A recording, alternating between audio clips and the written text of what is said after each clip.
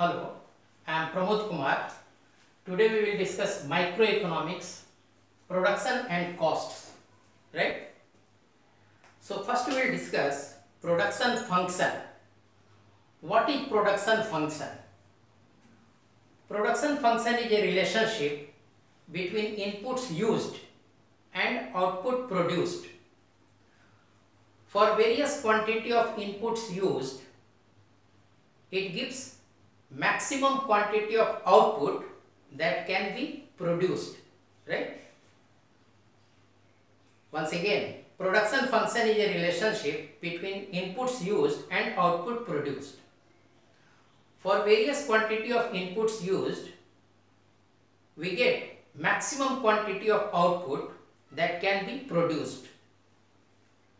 Production function considers only the efficient use of inputs, right? Not inefficient use of inputs.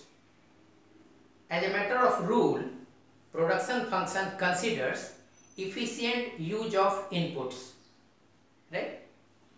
And the formula is Q is a function of x1, x2.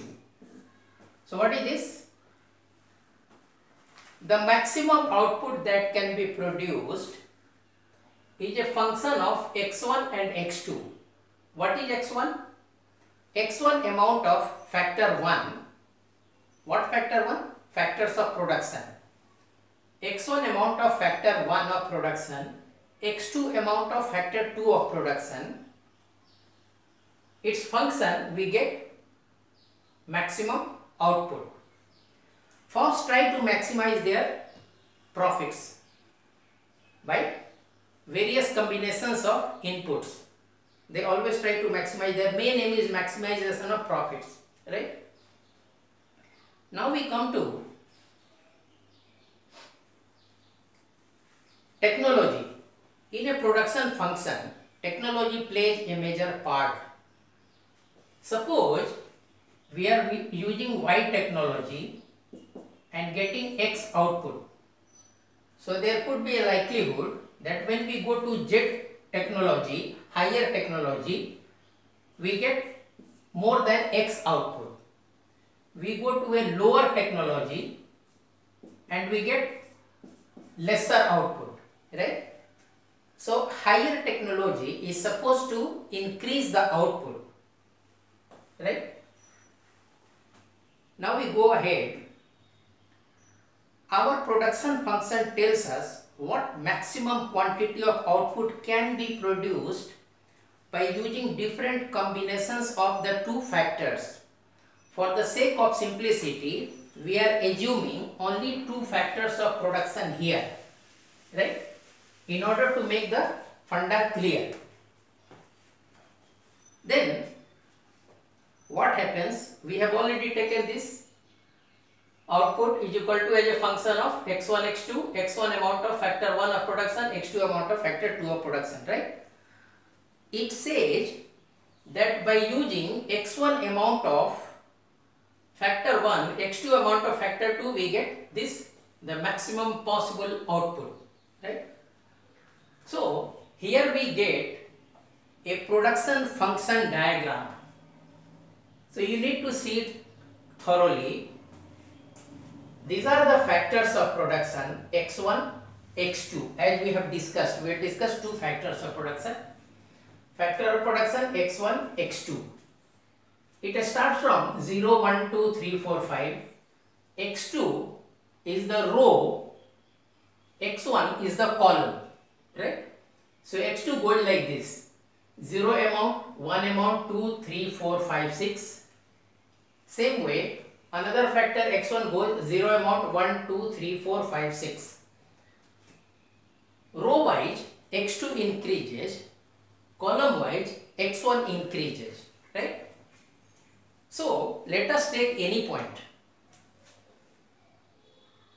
1 of x1 and 1 of x2. What is the output we get? We get output 1. One amount of x1 factor is here, one amount of x1 factor is here, so we get output 1, right? Now let us take two amounts of x1 and three amounts of x2. x1 two amounts, x2 three amounts, so 18 units are produced, right? Same way, let us take one more example. 5 amounts of x5 and 4 amounts of x1, 5 of x1, 4 of x2, it comes to 56.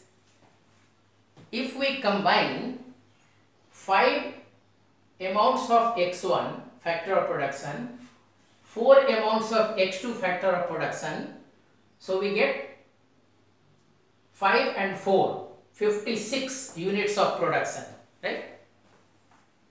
That is called production function. And for x2, row wise it keeps on increasing.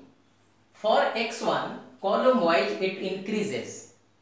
You will notice when either of the factors is 0, output is 0. Because we are talking of a product which requires two factors of production. So when either of the factors of production is 0, the production will be 0, right? Factor 1 x1 0, then all are 0. Factor x2 0, all are 0, right? Either of them being 0, production will be 0. This is production function. It shows various combinations of these two factors of production x1, x2 and what are the maximum outputs given by those various combinations, right? For different values of the two factors of production, the table shows corresponding output levels. As we have discussed, 6 items of x1 factor of labor and 5 of x2, it comes to 59 units of output, right? Now we go to isoquant. We had discussed indifference curves. Now we are discussing isoquants. Isoquant is also an alternative way of showing, illustrating production function. What is isoquant? Isoquant, what happens here, you see, this is O and this is factor 1 area. This is O, this is factor 2 area. So this way, from O to right hand side, the value of factor 1 keeps on increasing. X prime 1, X double prime 1, X triple prime 1. In the vertical area, the value of x2, factor 2, keeps on increasing. X prime 2, X double prime 2 as it goes up, as it goes this way. So, an isoquant is a set of all possible combinations of the two variables inputs, right? Isoquant, here we are having 3 isoquants. First one is the lowest one, Q is equal to Q1. Towards the right, we have other isoquant Q is equal to Q2. It is increasing.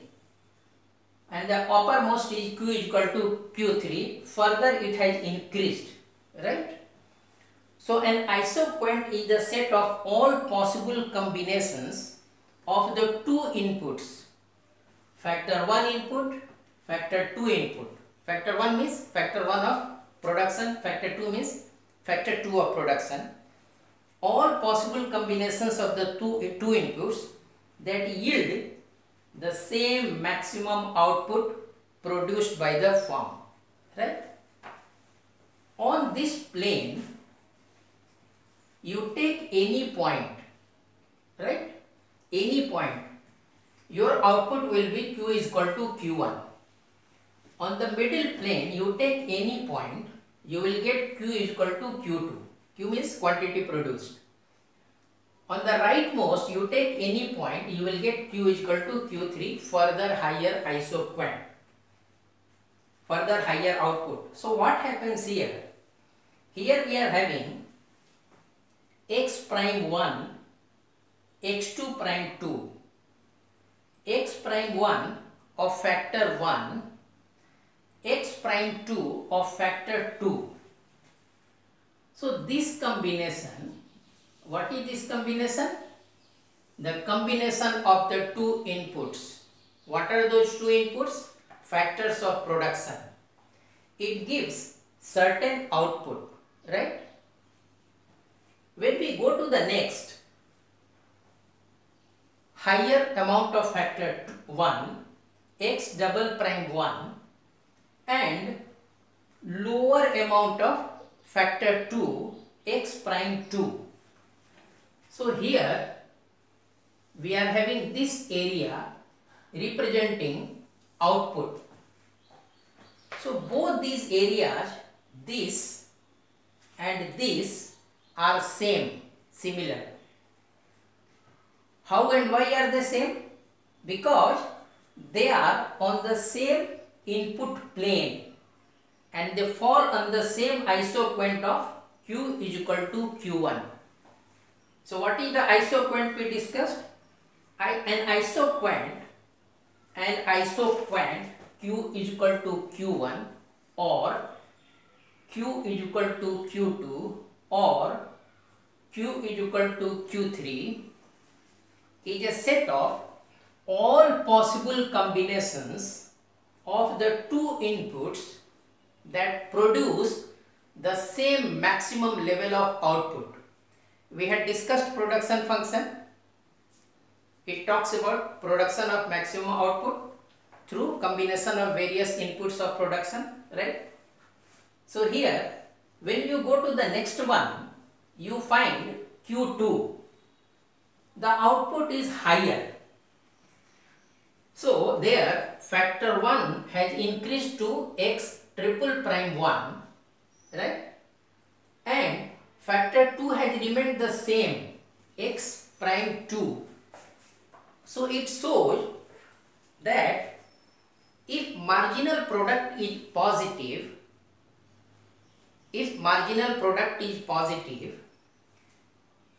higher amount of output can be produced by using lesser amount of the other factor. So once again, let us go back. We are having one x prime 1, x double prime 2. We are having certain output, okay? Another one is x double prime 1, x prime 2. Here factor 1 has increased from this to this. Here factor 2 has decreased from this to this. So output remains the same. As you can see, it is on the same input plane. It crosses here, and it is Q is equal to Q1. Now, we have kept it constant, x prime 2, and we have increased the factor 1 to x triple prime 1. And the output has increased. How do we know it has increased? Because it lies on the right side isoquant which touches here, right? And Q1, Q is equal to Q2 is greater than Q is equal to Q1, right? So here we get, what do we get? If marginal product is positive, right, we can get greater output by increasing one factor and keeping the second factor constant or reducing it, right? It reads like this.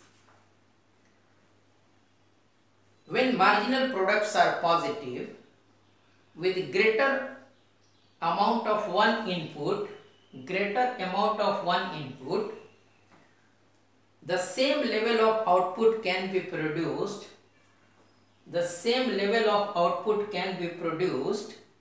By using lesser amount of the other factor, right? Correct?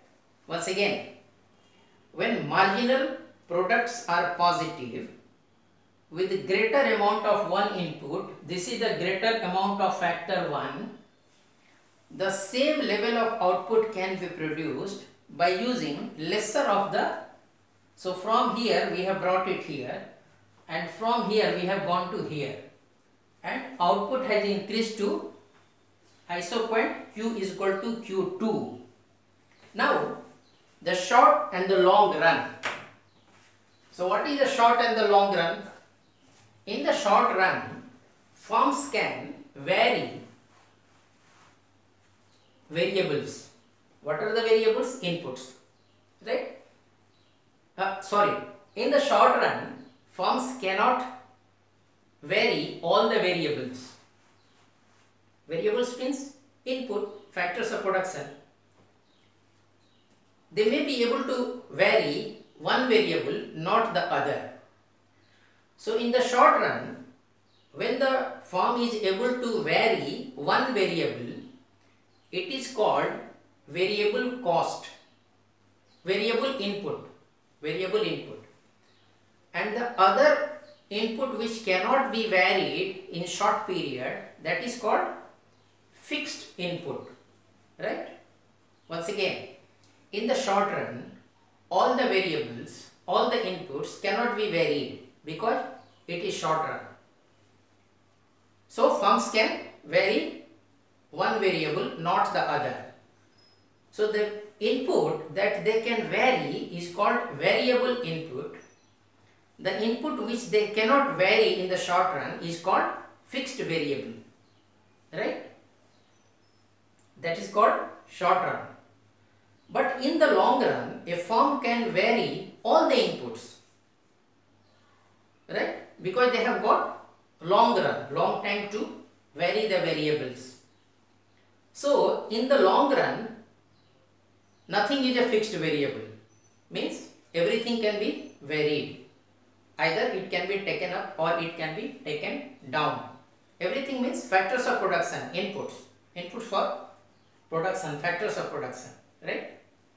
And we need not classify short term or long term in days, weeks, months or years. Why? Why should we not? Because suppose a shirt manufacturer is there. For the shirt manufacturer, 1 year may be the long run. But if somebody is manufacturing machines, 3 years may be the long run. Somebody is manufacturing aeroplanes, ships, very large ships, or nuclear power reactors. For them, 10 years, 15 years could be the long run, right? So long run varies. And how do we talk about long run or short run? Mainly based on the idea whether all the inputs can be varied. If I say within 1 year I can vary all the inputs, then 1 year is a short run.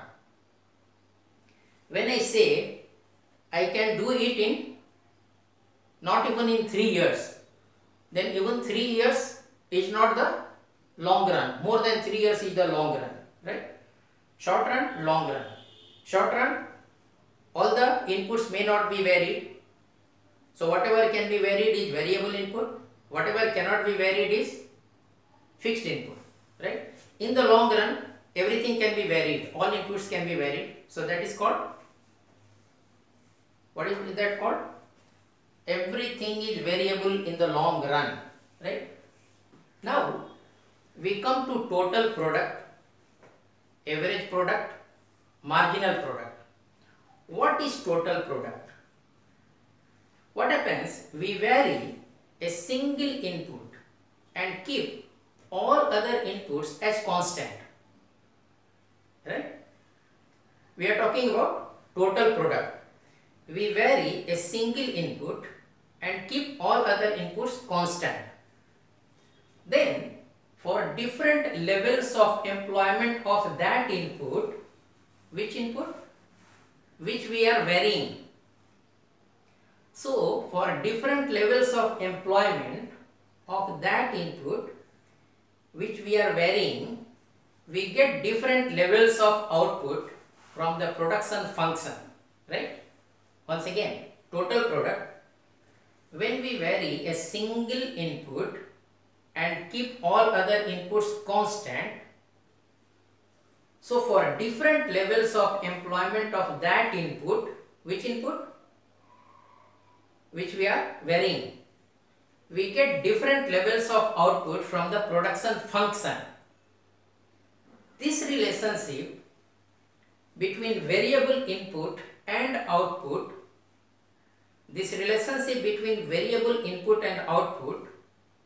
keeping all other inputs constant, is called total product of the variable input. Total product of the variable input. And the formula is, if we keep factor 2 as constant, if we choose to keep factor 2 as constant, so Q is equal to a function of x1 x bar 2, right? Total product, we vary a single input and keep all other inputs constant. So for different levels of employment of that input which we are varying, we get different levels of output from the production function. This relationship between variable input and output, keeping all other inputs constant, is called total product of the variable input. Here x1 is variable, x2 is constant. So we are calling it x bar 2, right? This is constant, this is variable. So the quantity produced becomes a function of x1 x bar 2, right? And this is called total product function of factor 1. Why factor 1? Because factor 1 is variable, right? Now we talk about average product. What is average product? Average product is defined as the output per unit of variable input. Average product is defined as the output per unit of variable input, and the formula for that is, why I am writing AP1? Because factor 2 we have kept constant and factor 1 is variable. So we are talking of average product of factor 1 which is variable, right, is equal to total product upon x1. Why x1? Because x1 factor is variable. So this once again becomes this, the previous one which we have erased, total product f x1 x bar 2 upon x1. This is the, what is this? Average product of factor 1, right? So once again, average product is defined as the output per unit of variable input. So average product of factor 1 is equal to total product upon x1, means variable input, is equal to total product formula is a function of x1 x bar 2. Why? x2 is kept constant upon x1 because x1 is variable. So this is the formula for average product. Now we go to marginal product. What is marginal product? Marginal product is defined as the change in output per unit of change in input, right? Marginal product is defined as the change in output change in output per unit of change in input when all other inputs are held as constant, right? When factor 2 is kept constant, factor 2 we are keeping constant x2, right? The marginal product of factor 1, we will not call it marginal product, we will call it marginal product of factor 1 because that is variable. Factor 1 is variable in this, right? That is, the formula is marginal product of factor 1 is equal to change in output upon change in input, as we have discussed, is equal to delta Q upon delta x1, right? Marginal product of factor 1 is equal to change in output upon change in input. Delta Q means change in output, quantity produced, divided by delta x1, input, that is variable, right? So we will reiterate once again. We talked about production function. Production function is a relationship between inputs used and output produced by the firm, right? For various quantity of inputs used, it gives maximum quantity of output that can be produced. And the formula is quantity produced is a function of x1, x2. x1 is x1 amount of factor 1 of production, x2 amount of factor 2 of production. For simplicity, we have taken only 2 factors of production or 2 inputs. Isoquant. Isoquant is the set of all possible combinations of the 2 inputs which brings the same maximum possible output of the form, right? Each isoquant represents a particular level of output and is labeled with that particular amount of output. When marginal products are positive, we can increase the production by increasing one of the inputs and reducing the amount of quantity of the other one. So isoquant slope is always called negative slope, right? Short run, long run. What is short run? Short run means period in which all the inputs cannot be varied. So in that period, whatever can be varied is called variable input, whatever cannot be varied is called fixed input. In the long run, all the inputs can be varied. So in the long run, nothing is fixed variable, everything is variable. It is variable in the long run, right? And long run, short run, we already discussed whether we can vary everything. If we can vary everything, that is short run. If within that period we cannot vary everything, that is long run, right? Total product. In total product, we vary a single input and keep all other inputs as constant. So for different levels of the employment of this input, variable input, we get different levels of output from the production function. This relationship between the input and the output is called total product of the variable input, right? And then average product is defined as the output per unit of variable input, and marginal product is defined as the change in output per unit of change in input, right? I hope you found it easy to understand. In case of any difficulty, please approach me on my email ID at the thumbnail to the video. Thank you very much.